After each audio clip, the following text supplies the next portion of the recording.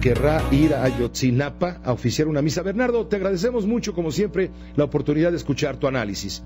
¿Qué tal, Pepe? Pues sí, efectivamente es una visita que no será fácil, no será tersa, ni tampoco será color de rosa. Eso me queda claro. Creo que el Papa va a abordar temas como derechos humanos en México, la violencia, narcotráfico, migración, como lo has señalado, y algo que ha insistido mucho en sus misas matutinas, que es el tema de la corrupción de la clase política. Yo creo que son esos grandes temas que va a dar. Referente a esta bofetada, digamos, al pueblo mexicano por no visitar la Virgen de Guadalupe, yo creo que fue un recurso muy diplomático del Papa, pero que fue un recurso que dejó mal parado incluso a su antecesor Ratzinger, que vino a México en 2012, vino a Guanajuato y no vino a ver a la Virgen de Guadalupe, por temas de altura, aunque el cubilete estaba más alto que la Ciudad de México.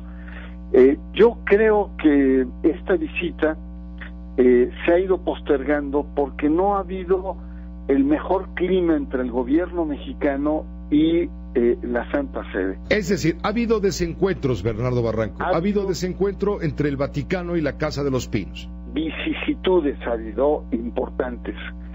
Una de ellas pues fue ese famoso mail que se filtró, donde habla de la mexicanización de Argentina, el miedo que tiene el Papa, que Argentina se mexicanice, como si se colombianizara. Era el equivalente a nivel de violencia, de narcotráfico, etcétera.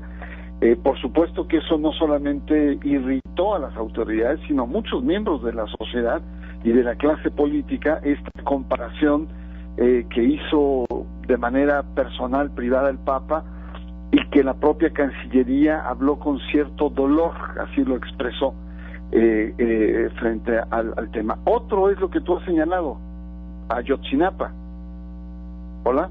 Sí, Ayotzinapa, que fue una pregunta que quedó en el aire, que quizá este tema diluyó la presencia del Papa en tiempos recientes en México, toda vez que había la intención del Vaticano de que el Papa pudiera haber celebrado una misa en Ayotzinapa por los desaparecidos, y esto fue visto como una agresión, como un insulto por el gobierno mexicano. El gobierno mexicano manifestó la falta de oportunidad de hacer esto, manifestó cierto desacuerdo, y esto al parecer propició que el Papa no viniera a México, sino su paso fuera por Cuba. Pero son conjeturas que han salido en Newsweek, edición en español. Pero no han sido desmentidas. El Riva Palacio también lo ha sacado, sí, efectivamente no han sido. Lo que es importante señalar acá es que no ha sido el color de rosa la relación, ha habido problemas. Incluso el Peña Nieto al principio pensó que con su proyecto de hambre, de combate a la extrema pobreza, iba a conquistar el corazón del Papa, que hablaba de los pobres, pero no fue así, porque su programa es una imitación, digamos, del programa Hambre Cero en Brasil, que a su vez tiene una fuerte influencia de Joseph Lebreu, un dominico en los años 60, Economía y Humanismo, que planteó esto en los años del Concilio. No fue para nada una novedad para el Papa. En cambio, creo que el Papa va a encontrar en México, para empezar, un episcopado muy taciturno, muy apagado, muy mediocre, muy en una zona de confort con el poder, no atento ni solícito a las reformas que está pidiendo el Papa. Yo creo que ahí va a encontrar un primer reto importante.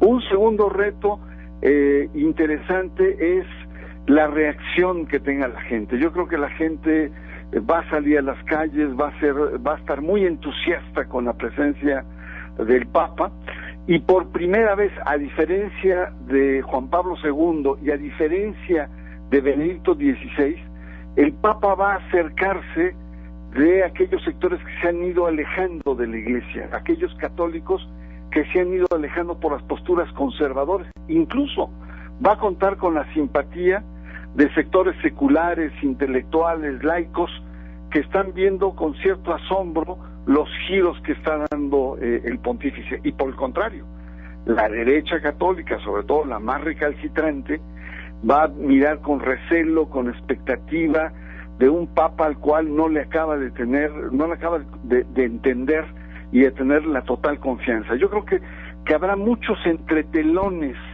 de una aparente visita que va a ser festiva. Yo creo que va a ir mucho más allá y va a tener también componentes que, por supuesto, para el Papa Francisco, México es un país de primerísima prioridad, porque es el segundo país más importante en términos de la catolicidad mundial.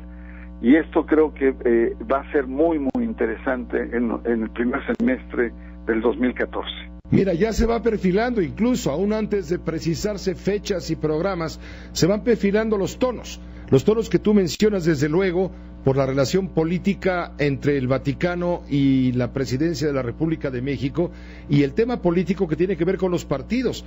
Hace unos momentos, Marco Cortés, el coordinador de los diputados del Partido Acción Nacional en San Lázaro, convocó a las fuerzas políticas de la Cámara a invitar al Papa Francisco a acudir al Palacio Legislativo de San Lázaro una vez que se confirme la visita. Es decir, lo están invitando, como lo hizo el Congreso estadounidense, para que emita un mensaje, un discurso, un escenario propicio en un clima de democracia, para que el Papa ponga en claro, en blanco y negro, estos temas.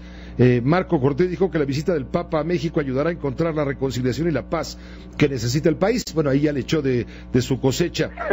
Así agregó que será muy interesante que el jefe de Estado de la Santa Sede, estoy leyendo el comunicado, dirija un mensaje como el que emitió en Estados Unidos, en donde haga mención de la conciliación, la paz y la paz para el entendimiento. Sí, esto es lo que ya se mueve. ¿El PAN ya se movió? No, claro, la diferencia es que en Estados Unidos el vínculo entre religión y política es muy estrecho, y aquí tenemos muy exaltado el tema de la laicidad. La pregunta sería si el Papa, en su doble calidad de líder religioso y líder de jefe de Estado, no estaría violando los principios de la laicidad en México. Ya imagino las reacciones, Pepe, que es como cuando le besaron el anillo, cuando Fox le besó el anillo a Juan Pablo II. Va a estar muy interesante. Y por supuesto que a mí me gustaría que el Papa estuviera en el Congreso para que le jalara las orejas a esa clase política, a veces muy insensible. Pero hay otros aspectos también, Pepe, que creo que vale la pena recordar. Y uno de ellos es, ojalá los organizadores no cometan el error que cometieron cuando vino Benedicto XVI en 2012, que no recibió a las víctimas de Marcial Maciel. Yo espero que ahora Francisco se reúna con las víctimas de Marcial Maciel por todo lo que ha representado esta polémica en el país. Y también recuerdo el caso de Javier Sicilia, que en aquel entonces quiso ver al Papa para presentarle el tema de la violencia, las víctimas, etcétera, y que la Iglesia le dio a tole con el dedo, porque lo lleva a Roma para entrevistas con grandes monseñores, mientras adelanta la visita y se vienen a México, y lo reciben efectivamente, pero monseñores de la curia de bajo rango. Es decir, creo que ahí el Vaticano tiene que ser, la Santa Sede, tener otra actitud y no ser tan, yo creo que va a tener una actitud mucho más autónoma de la que tuvo cuando vino el Papa Benedicto XVI a México, y ojalá no cometan los mismos errores. Te agradecemos mucho, Bernardo, haber compartido tu análisis. Siempre es bienvenido en tu espacio también. Muchas gracias, Pepe. Que te vaya muy bien, muy buenas noches. Bueno. Bernardo Barranco, sociólogo de las religiones.